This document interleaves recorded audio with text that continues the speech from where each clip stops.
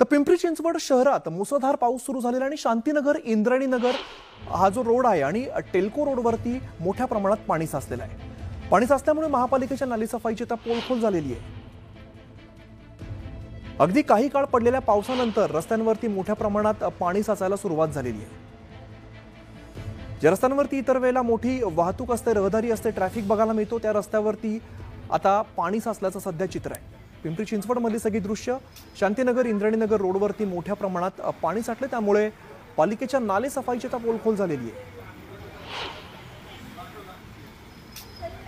पिंपरी चिंचवडमध्ये अनेक रस्ते आता पाण्याखाली गेल्याचं सध्याचं चित्र आहे। सचिन तोडकर आमचे प्रतिनिधी या संदर्भात अधिकची माहिती देत आहेत। सचिन, आपण दृश्यांमध्ये बघतो ज्या पद्धतीने पाणी साठलेलं आहे, खरंच नाले सफाई पूर्ण झाली की नाही असा प्रश्न निर्माण होतोय।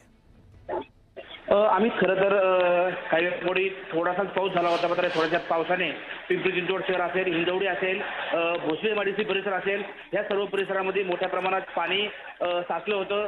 मात्र सध्या परिस्थितीमध्ये पाऊस स्थिरावला आहे। पाऊस कमी झाल्यामुळे रस्त्यावरील पाणी ओसरण्यास सुरुवात झाली आहे आणि वाहतूक थोड्या प्रमाणात परत सुरळीत होत आहे।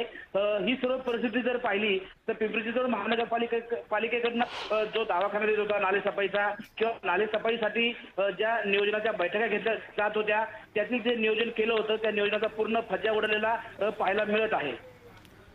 अमित, अगदीच पावसाची खरं तरी सुरुवात आणि त्यामध्येच मोठ्या प्रमाणात पाणी साठल्याचं आपल्याला बघायला मिळतं। धन्यवाद या सगळ्या सविस्तर माहितीसाठी।